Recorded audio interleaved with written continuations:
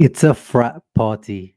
Of course, I'm not talking about the American college frat parties. I'm talking about Davide Frattesi party. Empoli nil into three. Welcome, guys, to the post-match reaction. As I said, if you guys listened to my preview yesterday, I wasn't able to watch the game fully. I watched only most of the first half, and I've caught the extended highlights just now. The usual websites that I rewatch the full games on. I haven't been able to watch the games yet. So actually, I would rely on you guys to tell me more about individual performances. What I can talk about is the happiness that we've got 3 points, 3 goals away against this very difficult Empoli team. Luckily, they made our life easier with that 31st minute red card. Very, very much a deserved red card. But that's what changed the game. Will Inter have won the game without that red card? Until that moment, until that minute, it didn't look like it. We didn't really create anything. There was only the Darmian disallowed goal. But I still had faith we would have maybe snuck it with a 1-0. But after that, thank you, Goshlichidze, who actually has been having a great Serie A campaign until now. Very, very deserved red card. Very dirty. Thuram was on the floor screaming. Even though he was in the middle of the pitch, you could hear his scream. I wouldn't be surprised if he's left a deep cut on his calf. And quite rightly, the yellow card was changed over to a red. Then after that, you can see it within the momentum chart here. After the red card, it's all black for Inter, the away team here. But we didn't manage to break them down until the 50th minute with Davide Frattesi's deflected goal. Overall, you can see, complete domination in ball possession. XG wise, not really created too much, only 1.13 XG.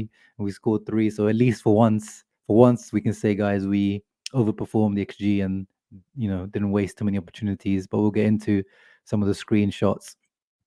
And in terms of, man of the match, I guess that's what Serie A gave it to. Our boy Davide. It's good to see him starting. The predicted lineups all said, well, if you looked at them 2 days ago, they were saying Aslani, but he still hasn't recovered from his issue. He was wearing a bit of a bandage still on his knee. Then it was Zielinski supposed to be starting, but Inzaghi mentioned that Zielinski asked to be subbed off in the Juve game. So he was having a slight issue as well, so he wasn't fully fit. We saw him in the second half. That meant that Frattesi started. And again, as he has pretty much all season, yes, there's been 1 or 2 matches here, maybe not as good. But especially when Barella was absent, he has been stepping up this year, Frattesi, with the moments that he's had. And I'm happy today he got man of the match, 2 goals. He's got the same amount of goals, guys, as Lautaro Martinez, 3 goals in the league. Well, actually, Lautaro scored today, so that he's on 4, but almost. He's not the fully rounded midfielder that we like to see, aesthetically pleasing. He's pace and power and running and scoring, but that's a unique profile, guys. That is a very unique profile in our team and in football. The gift that he has, the goal scoring, the ability to get into these positions time and time again for Inter Italy. It's something very rare. It's something very rare. Yes, we probably overpaid for him, but there's not many midfielders out there that can do what Davide Frattesi does. There's a lot of midfielders that you can buy that are technically much more sounder than him, can be neat and tidy. But what he provided to us last year in terms of the goals that won us 3 points as well, and today's performance won us 3 points. He's been an invaluable signing. Anyway, let's get into quick screenshots, and you guys make sure you leave a thumbs up and subscribe to the channel if you are new. As we said, Darmian disallowed goal is probably the highlight of the game up until the red card. That was probably a low light, the red card. But, in terms of Inter, didn't really create too much. I celebrated. I was happy for Matty Dams, but then the replay showed he probably touched it twice with like his arm or his wrist in the action. So unlucky for Matty Dams. That would have been a nice way to start off the game, because against these teams, when they sit back and defend, you need the early goal to break them down, and the game then opens up. But it wasn't to be. Then, of course, we had the red card. Halftime, I go play football, so I'm not able to watch the game. And it seemed like maybe that was the good luck charm. Frattesi gets in a very heavily deflected shot that Davis Vasquez isn't able to save. Yes, maybe a little bit of luck, but I think we deserved it. We had also the half chances in the first half. There was that free kick from Di Marco that Bastoni deflected. Vasquez made a great save. Um, but yeah, Darmian did really, really well here to keep the ball in. I was happy, he definitely. Today, I wasn't complaining about Darmian starting for sure because Dumfries played 2 games in a row, so it made sense for that Dumfries to rest. And Matty Dom stepped up here, and then he also. I love to see this. Darmian should do this more often. Like he kind of did a fake cross and then put it onto his left foot and whipped it in to Marcus Thuram on the far post, who just headed it just wide. Um, I would have expected the Marcus Thuram of this season to get that in, but it wasn't to be. And then Barella, little free kick here to Lauti, who probably should have scored, hits it straight at Davis Vasquez, who still makes a good save, but then Bisek completely mishits the ball on the rebound.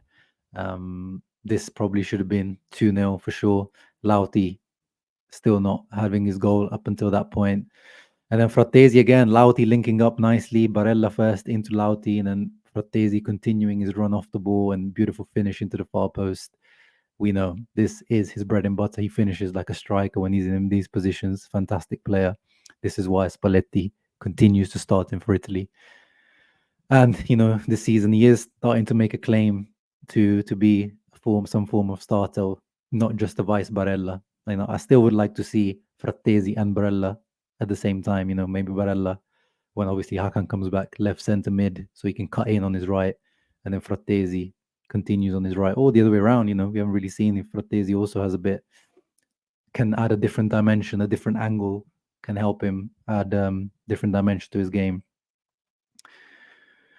Continuing, and then we've wrapped the game up on the 78th minute here, or 79th minute. This was great pressing from Taremi and Barella, specifically Barella, who wins the ball high up, passes it to Lautaro, finishes it in a great way into the far corner. I guess we can say it. Sorry, guys, yield this style.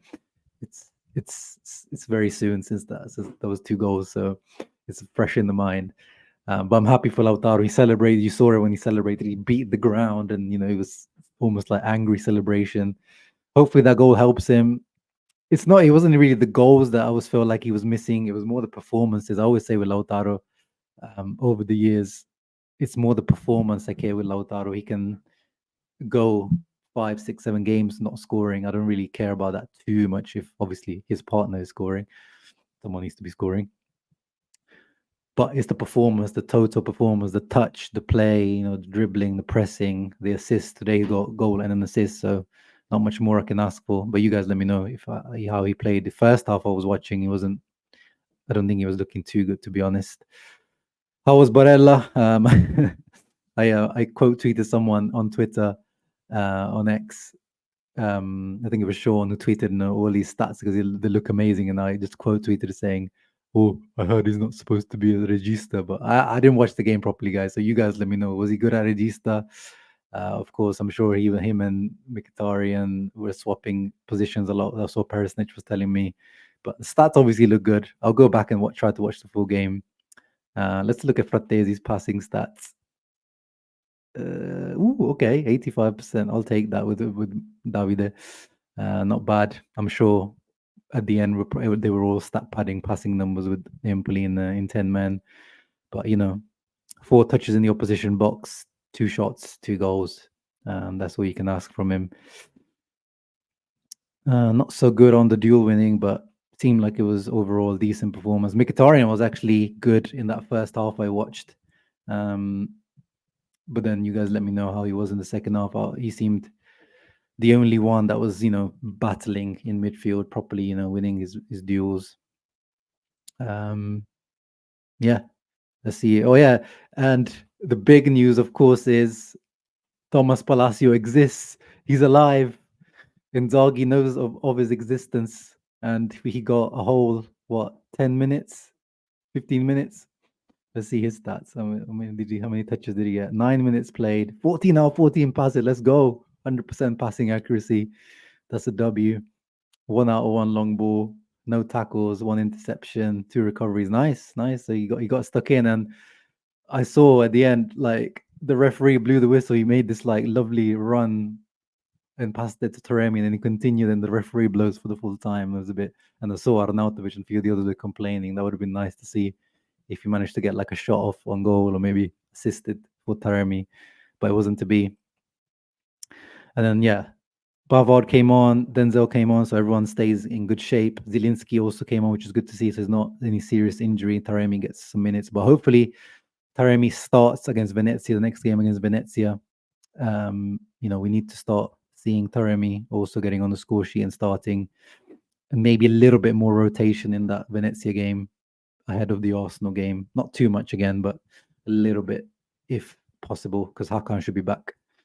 But yeah, really, really good result. And that means, of course, as well, that we recover some points in the table. We are now back to 4 points behind Napoli. And Juve, Parma ended as a draw. So Juve 4, another 2 points behind us, which is good. But Atalanta with a slow, sneaky little climb after a difficult start to the season. They always do this. So now we got to watch out for Atalanta behind our backs. So thank you, Parma, for a good result. And yeah, and then after Venezia, then we got Napoli. So big game still ahead. Ciao ragazzi. Thank you for tuning in. Thumbs up. You let me know who was your man of the match. Was it Frattesi? Was it someone else? Was it someone that you were impressed with? How was Thomas Palacios? When are we expecting to see Buchanan? You guys let me know in the comments down below. Hope you guys are enjoying the new mic sound. Ciao ragazzi. Forza Inter.